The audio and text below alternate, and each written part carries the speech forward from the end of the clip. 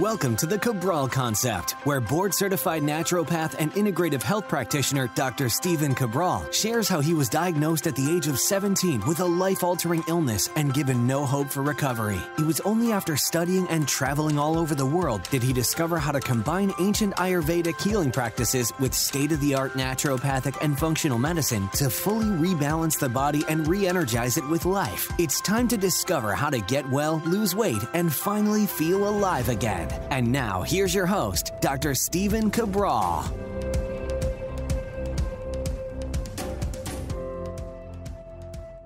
Welcome back, everyone. We're here today with episode 2507 of the Cabral Concept. If you want to read along with today's questions from the community, you can head on over to the exact URL, which is stephencabral.com/2507. As always, looking forward to tuning in and listening to your questions that have come in for the past few months. These ones are actually coming in from, let's see, well, about the beginning of September. And yes, I know we're closing in on the end of the year, but as I've been sharing with you, we're still maintaining about 12 to 13 weeks behind, and it looks like we're about 13 weeks right now. So, of course, if you're new to the show, always happy to answer your question, and it will get answered.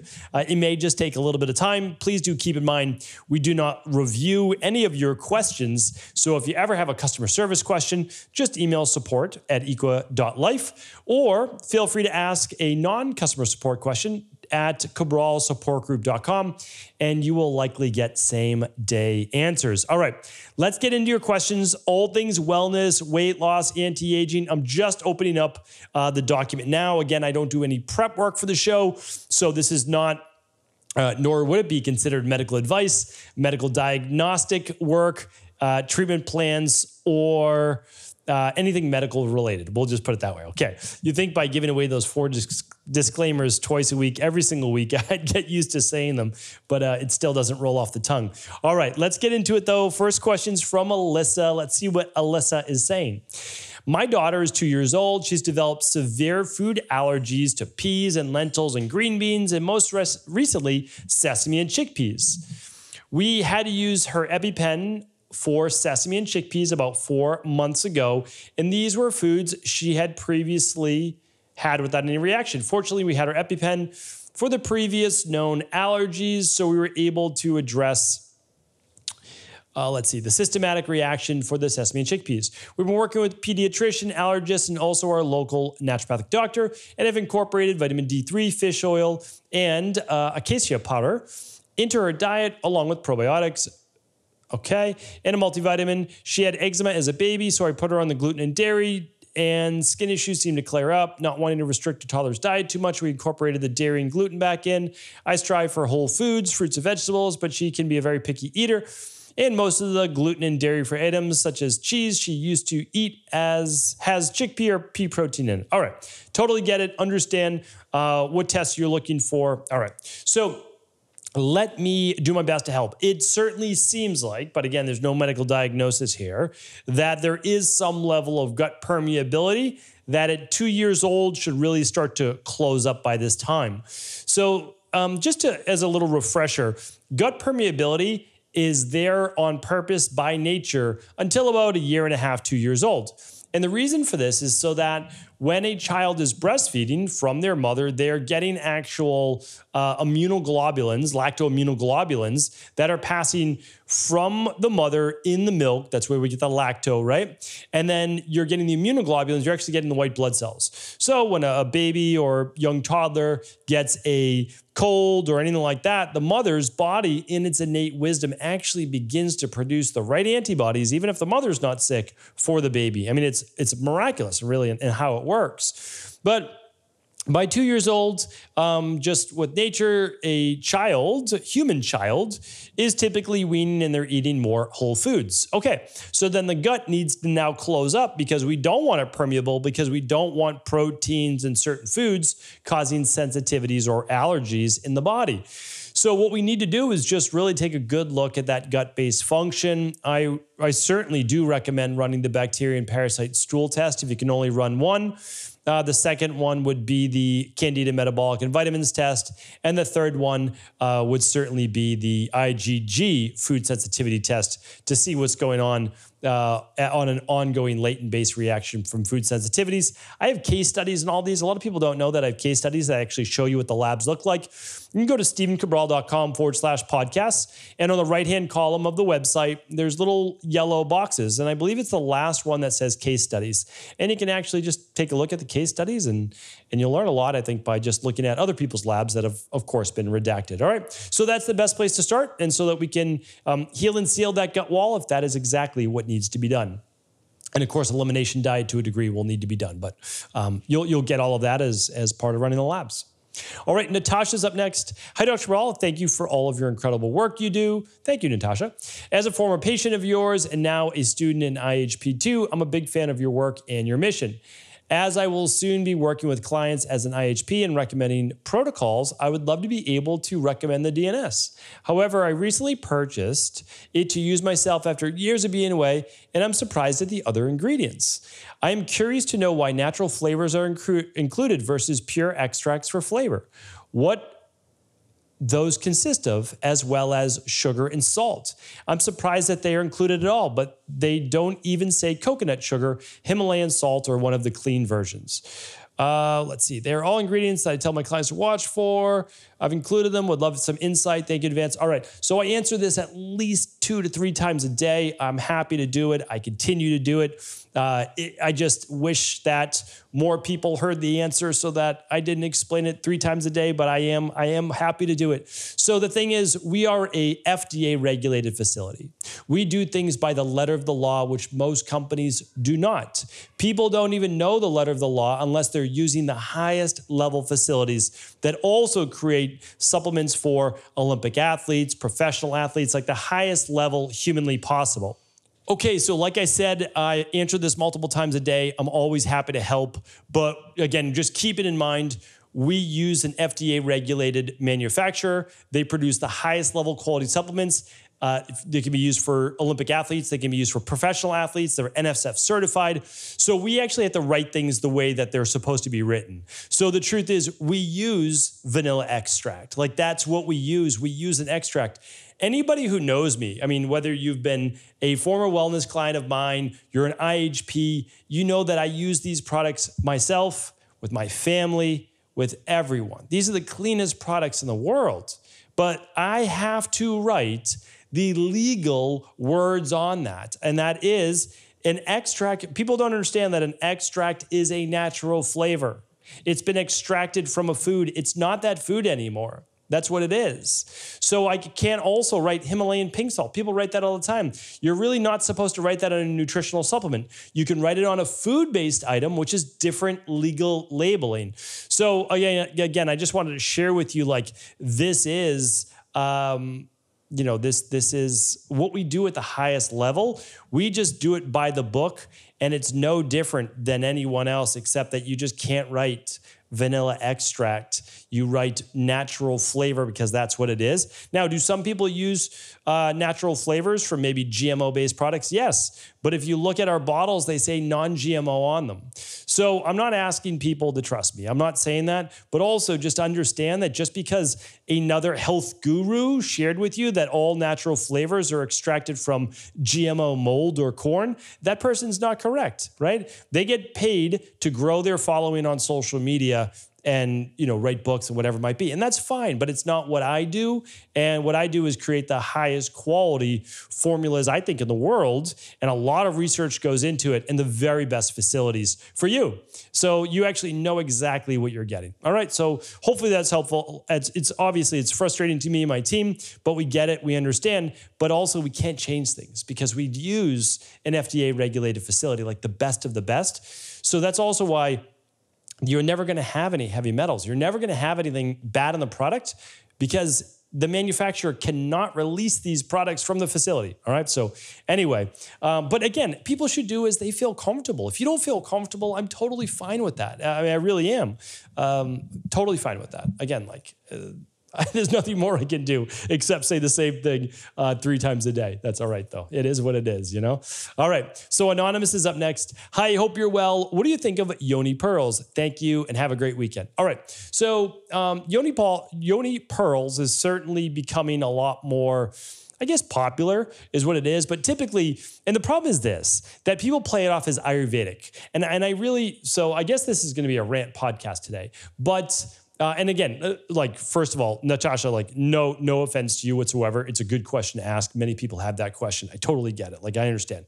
And Anonymous asked about Yoni pearls, and she's not saying anything negative either. The problem is people are using Ayurveda anytime they use herbs. They're an Ayurvedic-based herbal pouch used as an Yoni pearl that's inserted into a woman's vagina. Well, first of all, Ayurveda didn't do that. That's not a thing that Ayurvedic medicine teaches whatsoever. I mean, I've done panchakarma for months and months and months inside of Ayurvedic clinics.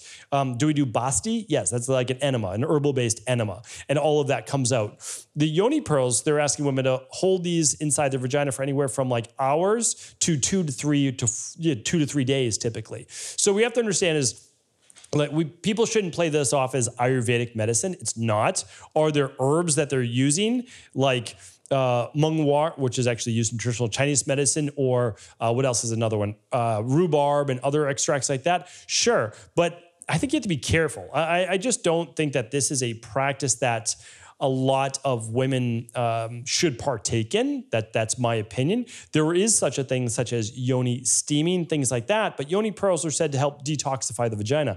The woman's vagina does a fine job at detoxifying itself as long as the bacterial balance is where it should be. And I've talked about that actually on many podcasts, because what happens is there can be a lot of bacterial vaginosis, there can be yeast infections, there can be other issues such as discharge if a woman's bacterial balance is not more acidic.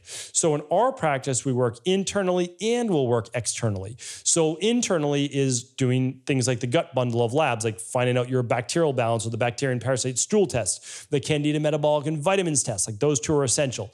And then if needed, we'll do the CBO protocol with citruslytyl drops if needed. And then externally, sure, maybe we'll do something like a boric acid-based capsule, or we'll do a vaginal suppository of a more acidic-based probiotic that would naturally match a woman's vagina's bacteria. So again, you know how much, obviously, I love Ayurveda. It is a big part of my lineage, of my learning, and what I've used in my practice. But this is not an Ayurvedic-based practice that was done very often, if at all. I can tell you that, especially for detox. All right. So again, I don't recommend it. It's just not something that I would recommend in my practice. All right, Simon is up next. Hi, Dr. Cabral. I've been tracking my sleep for the last 18 months with an Oura Ring. My deep sleep is quite good. However, I appear to get very little REM sleep, typically 15 to 45 minutes. Apart from sleep timing, are you aware of any supplements or practices which affect amount of REM sleep you get? Thanks. Okay, yeah, happy to help on this. I've actually done a bunch of podcasts on REM sleep. So the 2 that I give out all the time is the 2-part series, 1706 and 1712. Those 2 I have memorized. But there's another one on can you get too much REM sleep?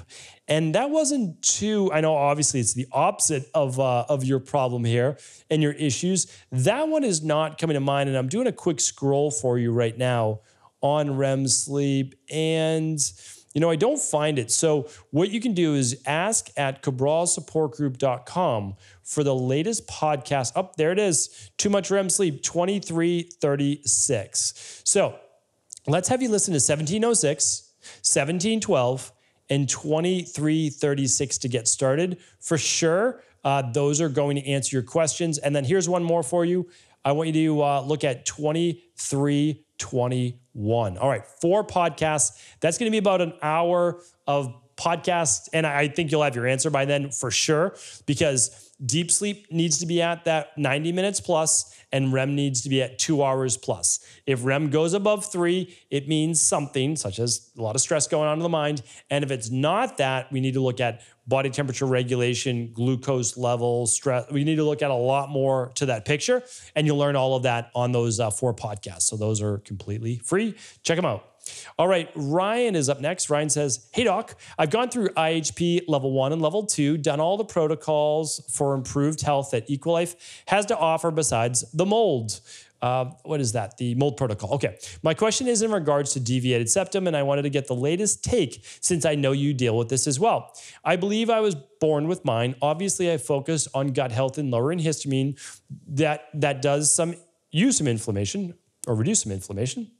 But even at my best, my left nostril just cannot oxygenate very well. I have a cone beam scan that shows the reduced airways, which I got done to check on my oral health. I do not want surgery, but really want a better option than what I've got. What's frustrating is when I do cardio, such as HIIT sprints, my recovery is so much faster if I pull apart my nostrils in between sets. That alone does make me consider surgery to widen it. However, of the major difference I feel when I peel my nostrils out, this must have a dramatic effect on stress in my body. Okay, yeah, I totally understand. And there's no directory that I know for holistic ear, nose, and throat doctors or surgeons. Like that's a hard ask. I don't know that would ever exist. But I've looked through this inside and out. I mean, I really have, because I have a really bad deviated septum on my right side. So I can, if I close my nostrils right now, you can hear the air has a difficult time, and my nose is not congested. I just have a very difficult time getting through this little sliver. So my nostrils are normal size at the bottom, maybe a little small in general, but I don't have a short nose at all. I have a longer nose. To get to the top, that's where it closes up tight. And so what happened with me, maybe I was partially born with it, maybe not, but I was very, very young, around 6 months old or so. I fell. I was strapped into a car seat. I've never shared this story. And like one of those little, car seat type things. And I fell off of an island. So the island's like 4 feet off the ground, flat on my face, and my nose was bleeding. And as a baby, for your nose to bleed is very, very odd. So anyway, it took me to the doctors, and there's nothing you can do because it's just very, very soft cartilage and bone there. And I'm sure that fall explains a lot, right? But that's the issue. And so I have a difficult time getting good oxygen in, although I practice at it. So when I go for a jog, like running outside, I keep my mouth closed. I've shared that before. So it works on me being able to maximize what oxygen I can get, obviously, through my nose. And then I try to do the same on a bike and just breathing during the day. Malt taping is very helpful as well if you haven't tried that yet, Ryan. And then what I do is when I really need to be able to breathe through my nose with exercise, I use a nasal strip. So you've probably seen them before. What's the company that obviously made it so popular? I don't know, but they're the nasal strips that go over your nostrils and they pull your nostrils open, because I know exactly what you're talking about. And I've actually pulled my nostrils apart as well, from the bottom to see if I could get more air in, and it does work. So, the nasal strips are very helpful when exercising and sleeping overnight.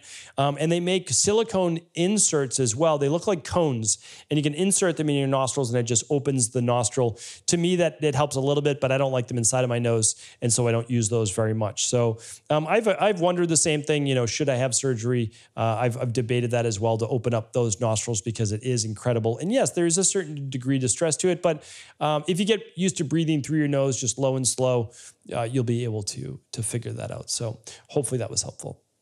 All right, one more question today, and it's from Natalie. Natalie says, what do you think about Soleil water, and are there benefits to drinking a teaspoon of it in your water daily? Yes. Okay, totally get the question. For most people, when they refer to as Soleil water, it's S-O-L-E, Sol, but it's pronounced Soleil.